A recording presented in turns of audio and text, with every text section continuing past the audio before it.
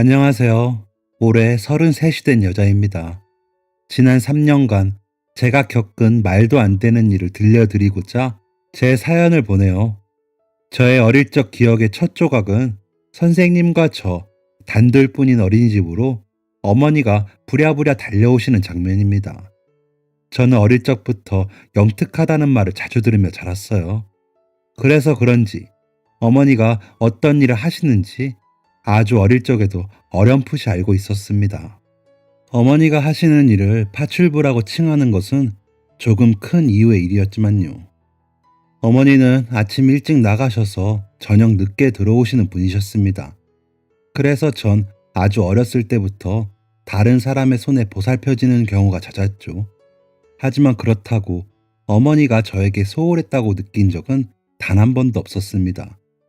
어머니는 음식 솜씨도 좋으시고 손끝이 야무지셔서 사람들은 저를 부잣집 딸내미로 생각할 정도였고, 친구들은 한 번도 먹어보지 못했다는 음식도 저는 부족함 없이 접할 수 있었으니까요.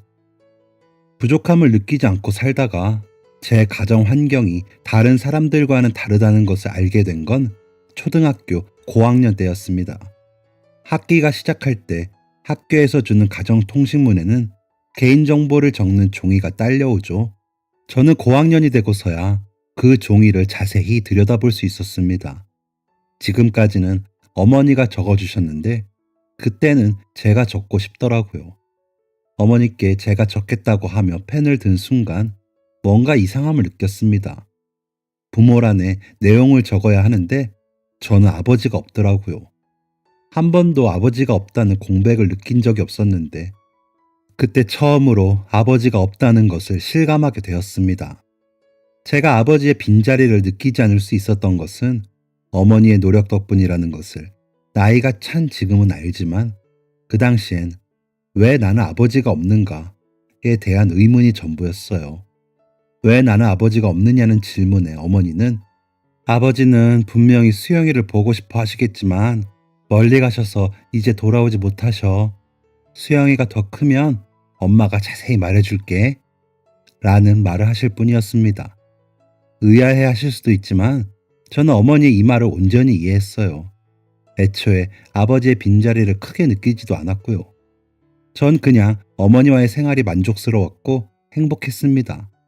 물론 중고등학생이 되어 주변 사람들에게 아버지의 부재를 알리면 분위기가 차분해지거나 안쓰러워하는 반응이 대부분이었지만, 주변인들이 아버지 없이 자란 저에게 상처를 줄까 조심스러워하는 것이 보였기에 딱히 상처되는 일도 없었어요. 성인이 되고 나서 아르바이트를 하고 나서야 한부모 가정에 대한 차별적인 시선을 받아봤네요.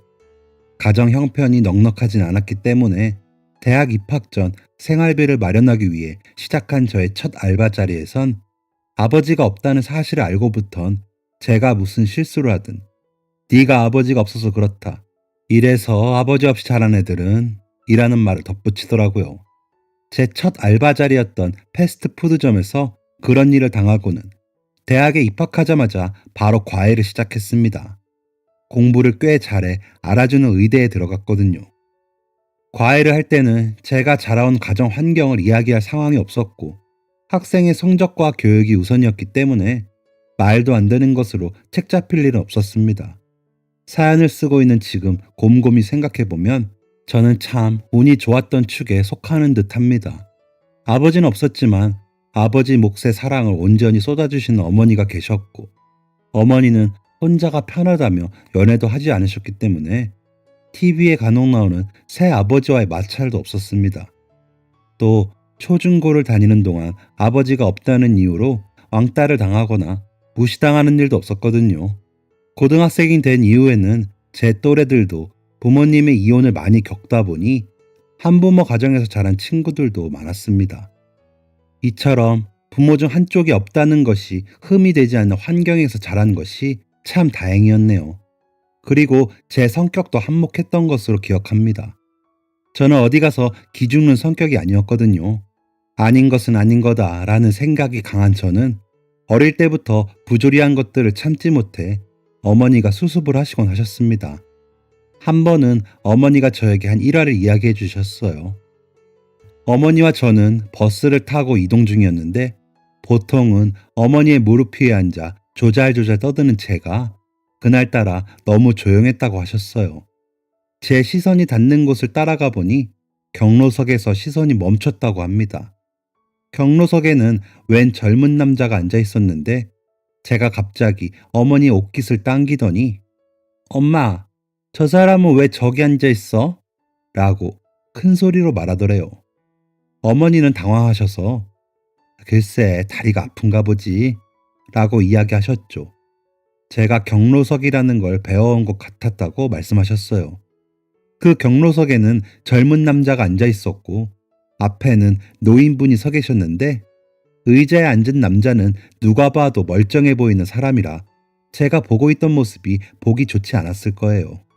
하지만 어머니는 건장한 남성을 향해 쓴소리를 할 용기가 없었기에 저의 시선을 다른 곳으로 돌리려고 하셨는데 저는 그런 어머니의 마음을 아는지 모르는지 대뜸 큰 소리로 경로석에 앉은 남자를 향해 아저씨, 거기 앉으시면 안 돼요. 거기는 몸이 안 좋고 힘든 사람이 앉는 곳이거든요. 아저씨 어디 아파요? 라고 말했다고 합니다. 어린 나이의 목소리에 버스 안에 있던 사람들의 시선은 다 젊은 남자에게 쏠렸고 남자는 얼굴이 시뻘개져서 다음 정거장에서 내렸다고 해요. 남자가 버스에서 내린 이후에도 건강한 사람이 경로석에 앉아있던 것이 이해되지 않았던 저는 계속해서 어머니에게 경로석에 앉으면 안 되는 거 아니야? 아까 그 사람은 왜 앉아 있었던 거야? 나는 이해가 안 돼. 라고 한참 이야기했다고 합니다. 어머니는 이 이야기를 들려주시며 네 앞에서는 예나 지금이나 나쁜 행동은커녕 나쁜 말도 못하겠다 라고 말하셨어요.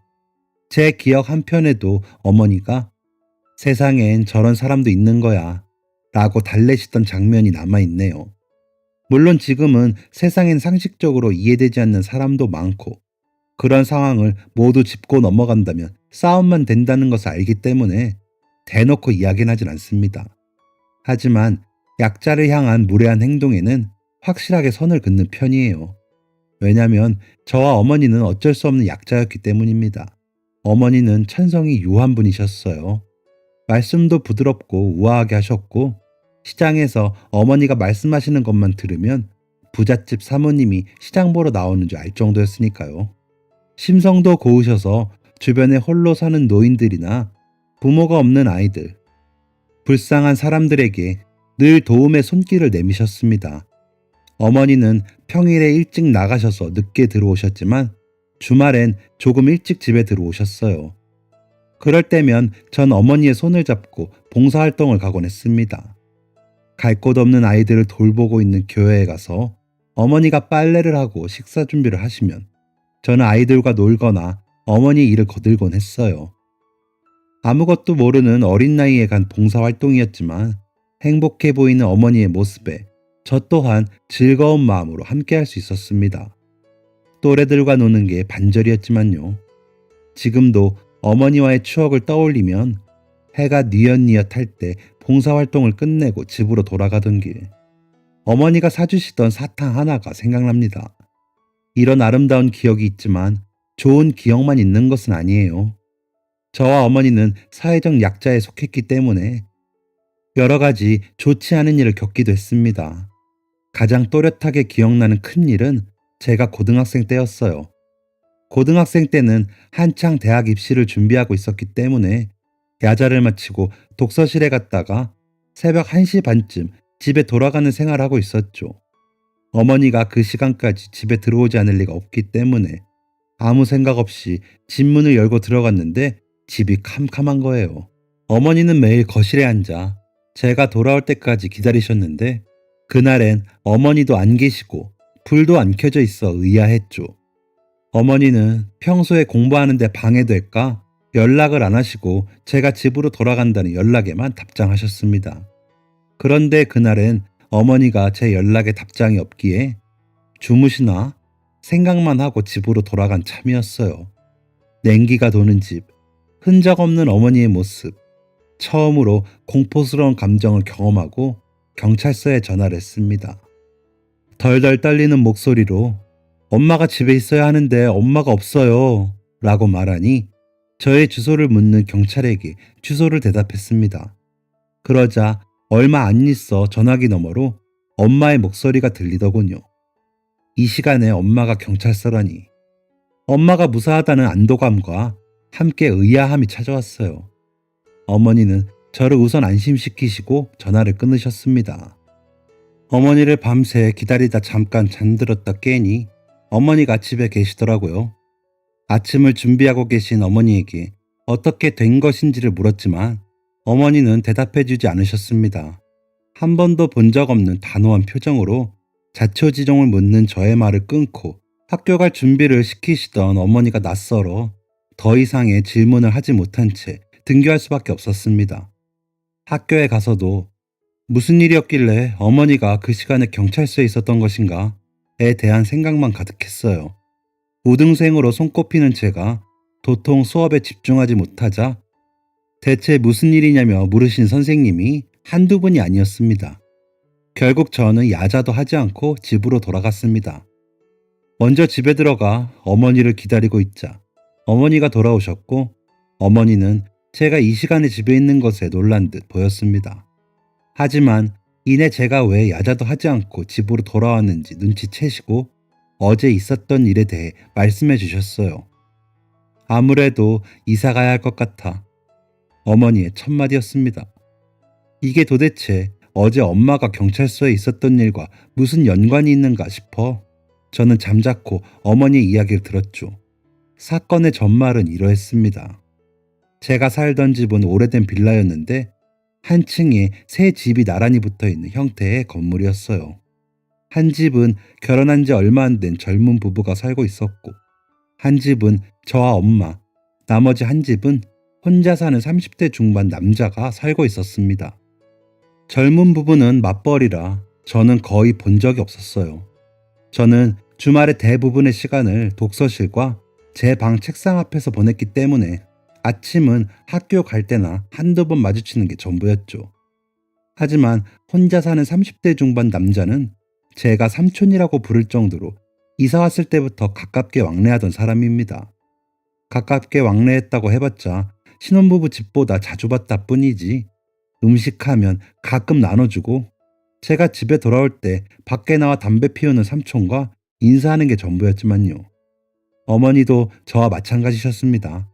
다만 저보다 집에 있는 시간이 길어 쓰레기를 버리러 가거나 장본 걸 옮길 때 한두 번 도움을 받으셨다고 해요.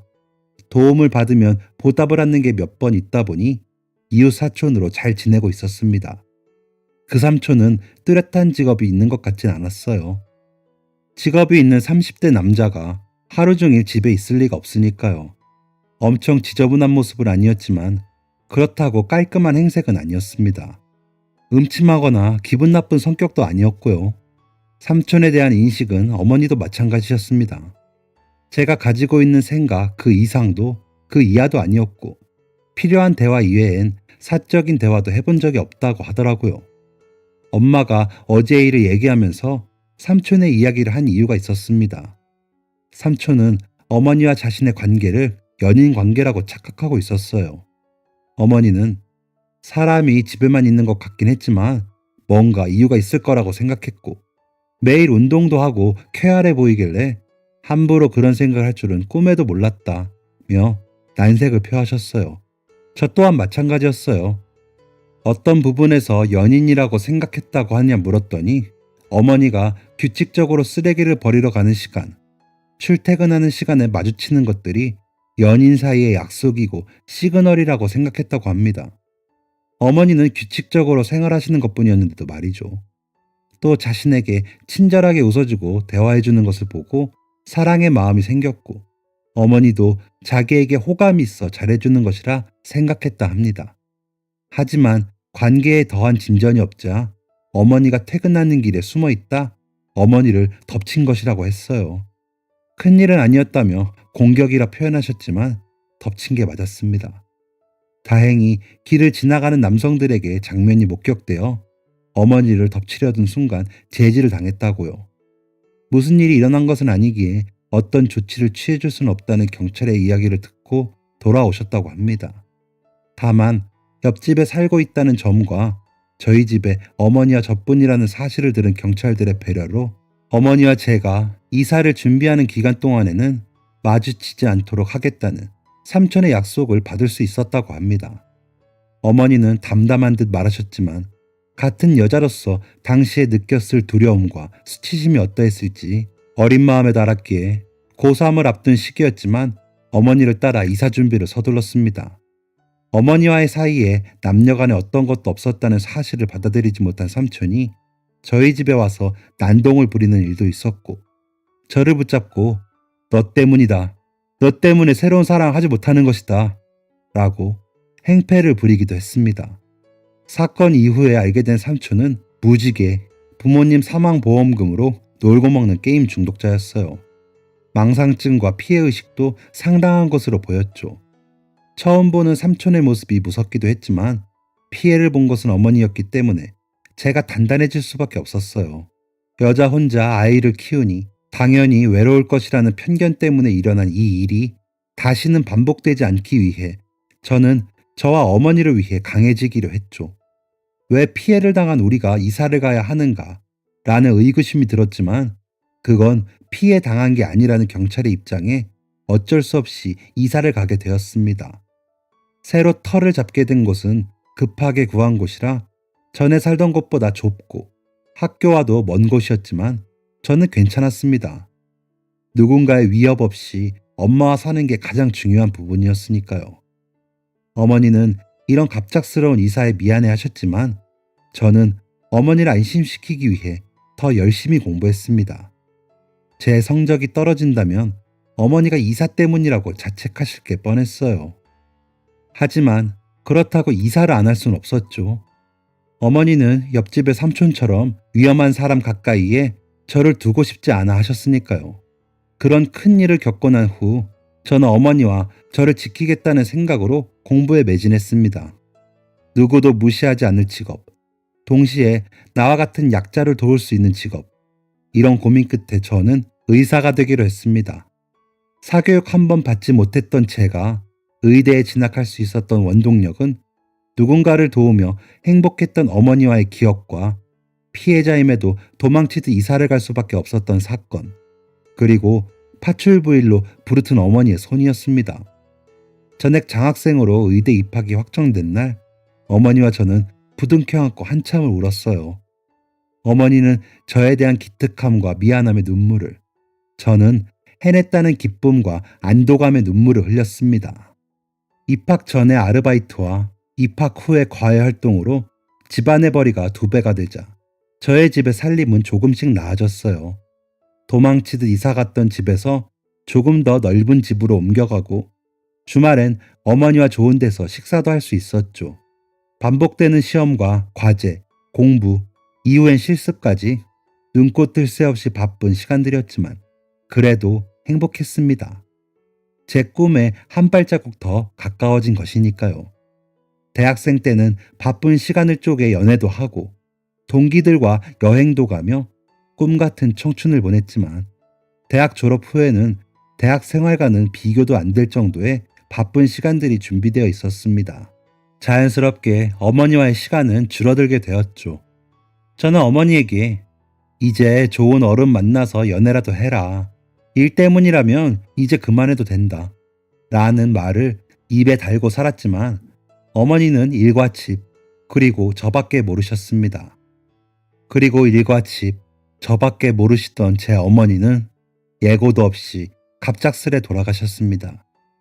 병원에서 근무 중 어머니에게 전화가 왔습니다.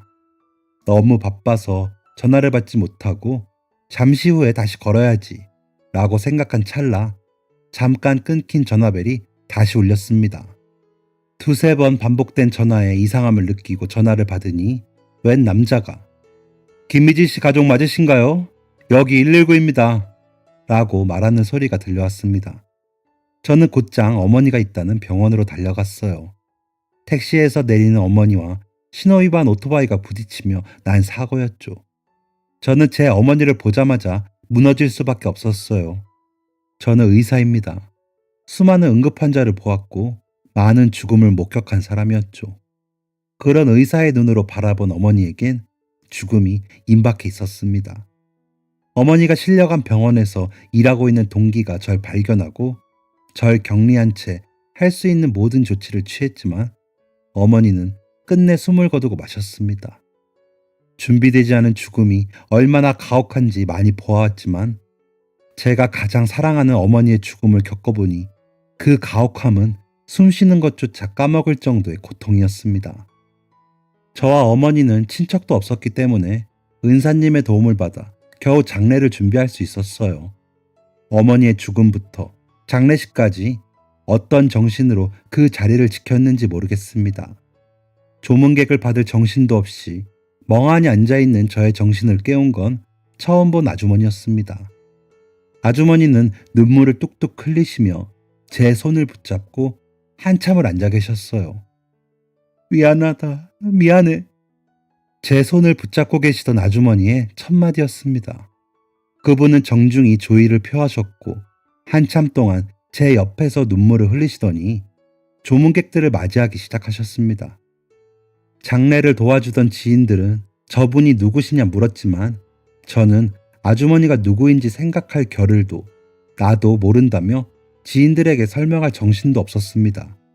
그 아주머니는 저에게 아무 말도 하지 않으시고 모든 장례 절차를 함께 하셨습니다.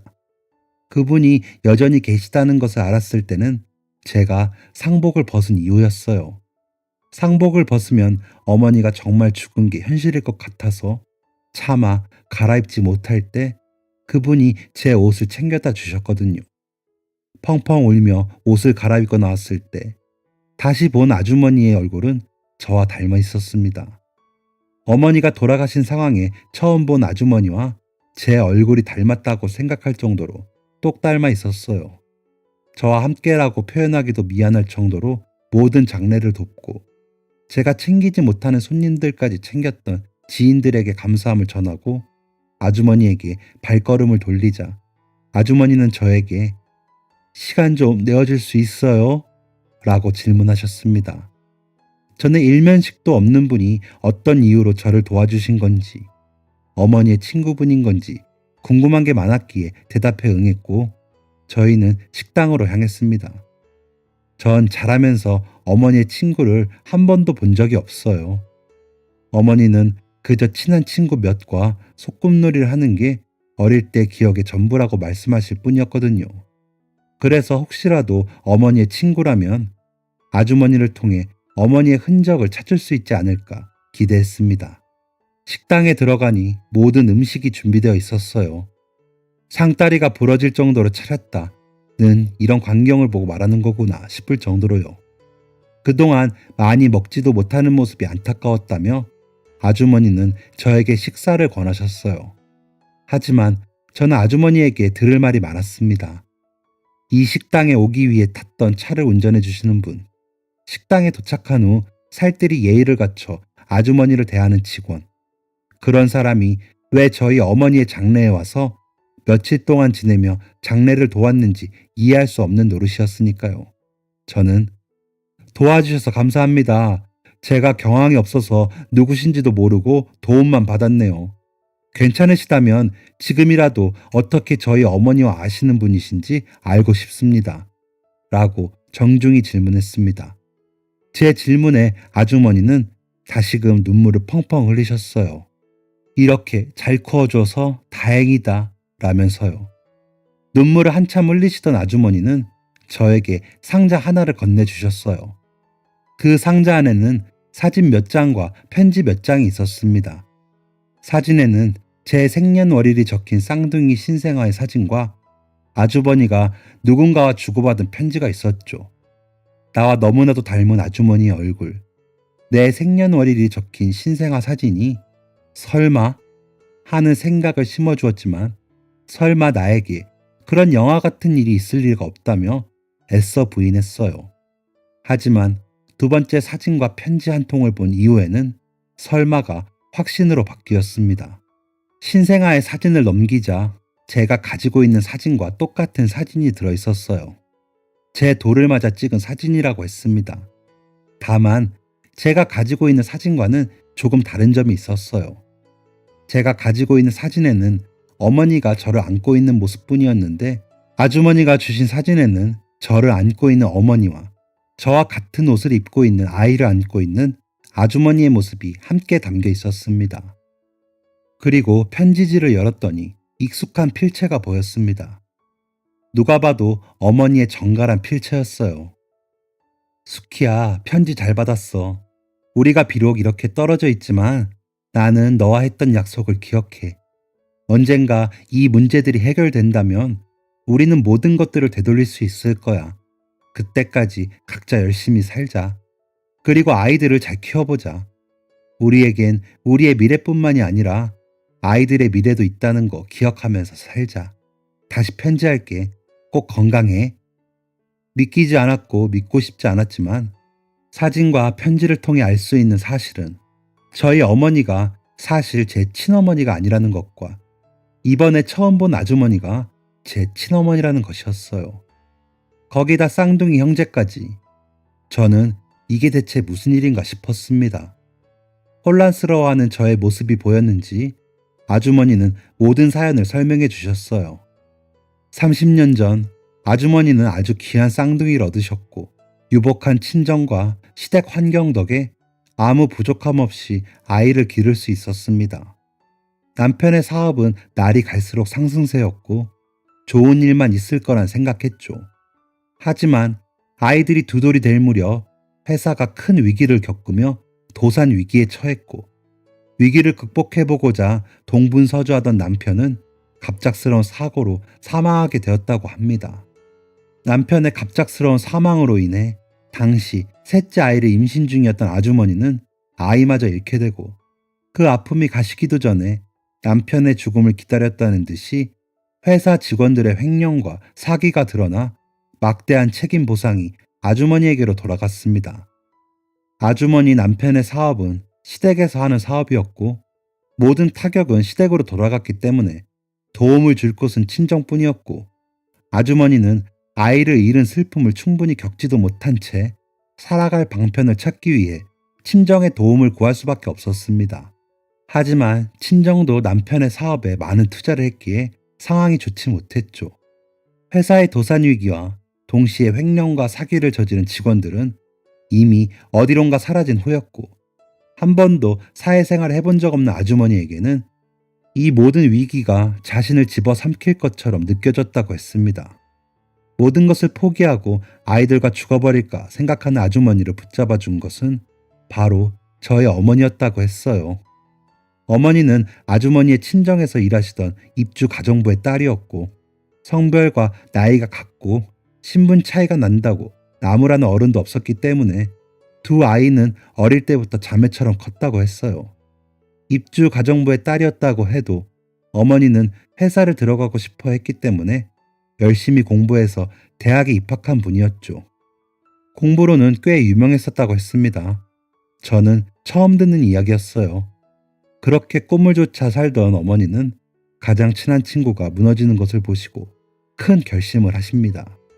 바로 아주머니의 두 아이를 서로 나눠 키우다 상황이 나아지면 다시 자신들의 자리를 찾아가자는 제의를 아주머니에게 하게 된 거죠. 그 두 아이 중 여자아이가 저이고 남자아이는 아주머니의 아들이라 했습니다. 가족 같은 친구가 자기뿐만 아니라 아이마저 포기할까 두려웠던 꿈 많던 저의 어머니는 그렇게 저를 데리고 가족들조차 모르게 떠나셨습니다. 아무리 막역한 사이였다 해도 딸이 친구의 아이를 데려다 키운다는데 좋아할 부모님이 있을 리가 없으니까요. 아주머니는 그때의 상황이 인생에서 처음 겪은 가장 힘들었던 일이라 그때 결정한 것이 옳은 선택이었는지 항상 의문을 품고 살고 있었다고 하셨습니다. 눈앞의 문제만 해결되면 모든 것이 다 제자리로 돌아갈 것이라고 생각했지만 이미 터져버린 문제는 또 다른 문제를 가지고 왔고 예전의 삶으로 돌아가기에는 너무 많은 것들이 바뀌어져 있었으니까요. 아주머니의 의문은 저와 어머니를 만날 시간이 점점 늦춰질수록 깊어져 갔다고 합니다. 얼떨떨하게 아주머니의 이야기를 듣던 저는 문득 화가 났어요. 아주머니가 저의 친엄마라는 사실은 잘 알겠고 돌아가신 어머니가 절 대신 키우신 것은 알겠는데 도대체 왜 이제야 나타난 거고 연락 한번 하지 않고 만나지도 않은 건지 이해가 가지 않았거든요. 증거가 있다 한들 저와 어머니를 다시 만나고 싶었다는 아주머니 이야기를 쉽게 믿을 수도 없었고요. 그래서 저는 아주머니에게 사모님이 저를 낳아주신 분이라는 것도 알겠고 제 어머니와 오래된 친구 관계라는 것도 알겠어요. 어떤 사정이 생겨 부득이하게 따로 살게 된 것도 알겠고요. 그런데 정말 연락할 수 없었나요?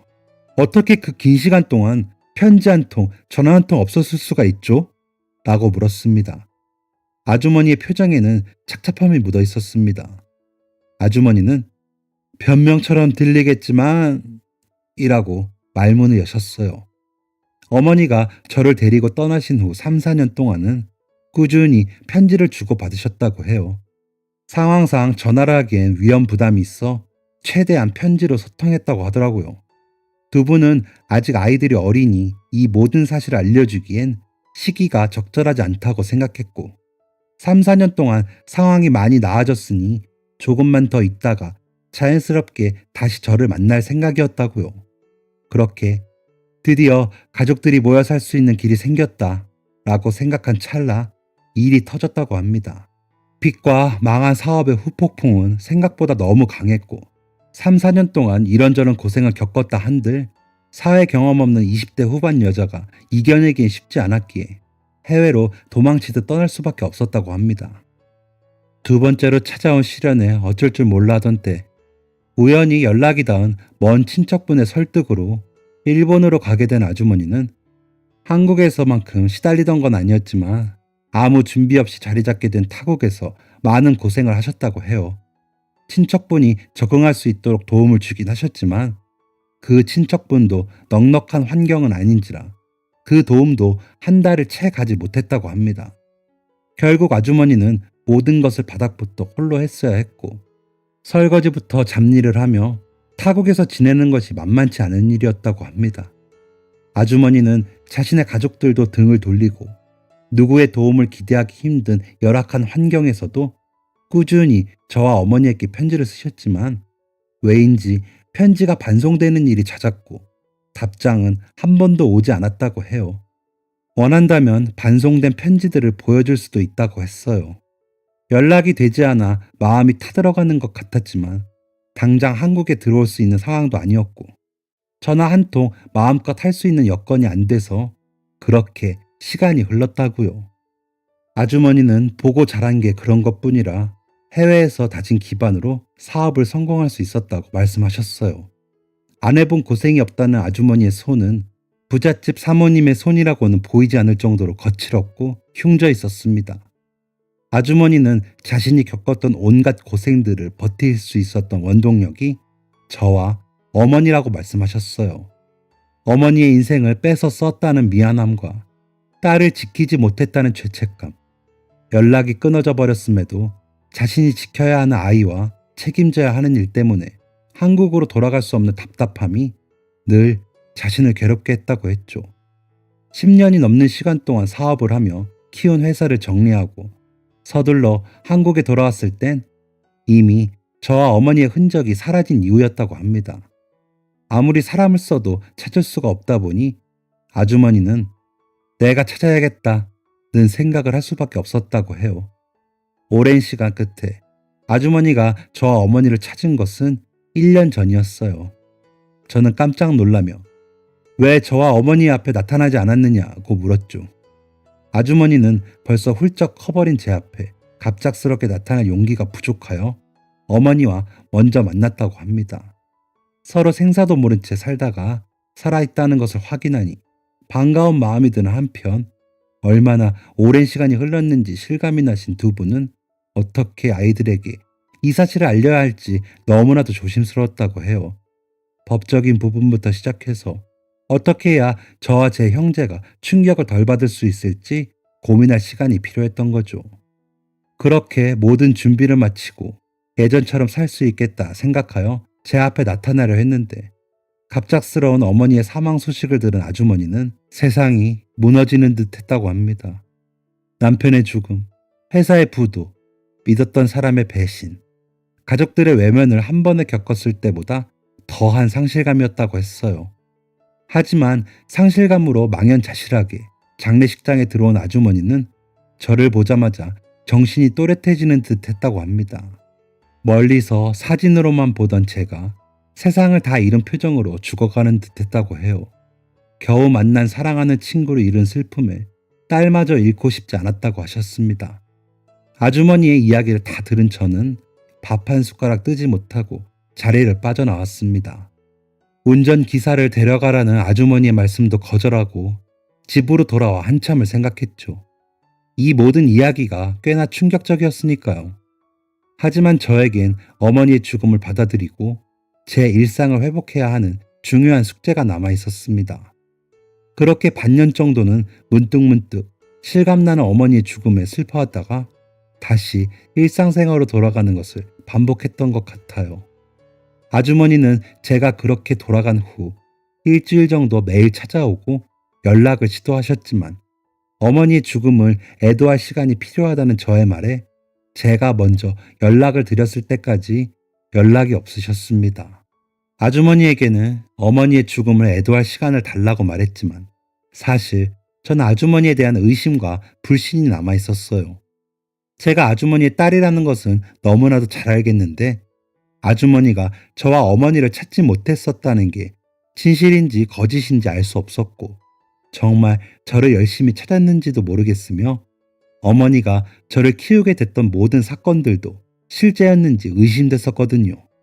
이런 의심은 큰맘 먹고 어머니의 유품을 정리할 때 사라지게 되었어요. 어머니의 물건과 방을 정리하지 못한 채 시간을 보내다가 이제는 조금씩 비워가야겠다는 생각이 들어 어머니가 입으셨던 옷, 침구들을 다 정리하기로 마음을 먹었죠. 그 전에 제가 소중히 보관할 어머니의 유품을 가려내고 있었어요. 어머니는 제가 편지를 써오거나 선물을 드리면 포장지까지 고이 접어 어떤 상자에 담아두셨어요. 제가 그 상자를 보려고 하면 어머니는 화들짝 놀라시며 이건 엄마만의 비밀이니까 엄마가 죽으면 보든가 해 라고 숨기곤 하셨죠. 우스갯소리로 하신 말씀이었지만 실제로 어머니가 돌아가신 후 열어보게 되니 마음이 허하더라고요. 제가 어머니에게 혼자 숨겨두고 맛있는 거 먹으려고 그런다 또 보물상자지 보물상자 라고 하면 어머니는 그래 엄마 보물상자다 라고 웃었던 기억을 회상하며 상자 안의 내용물을 하나하나 정리했더니 그 안에 어머니의 일기장이 나왔습니다. 어머니는 일기를 쓰는 분이 아니셨는데 언제적 일기인가 보니 아주머니에게 들었던 내용과 딱 맞아떨어지는 시기의 일기였어요. 어머니가 저를 데리고 나오시고 아주머니와 어머니의 편지가 끊기기 직전까지의 내용이 담긴 일기였죠. 일기 속 어머니는 아주머니를 다시 만날 기대를 적어두셨지만 어느 순간 연락이 되지 않는 아주머니를 보고 사정이 있거나 죽었겠구나 라고 생각을 하셨더군요. 어머니는 그날 이후 저를 온전한 친딸로 여겨 저를 기르시게 된 것이었습니다. 어머니의 일기를 다 읽은 후 아주머니에게 연락을 했습니다. 아주머니는 반가워하시며 저를 반겨주셨고 그 자리에서 저는 처음으로 저의 동생을 만날 수가 있었습니다.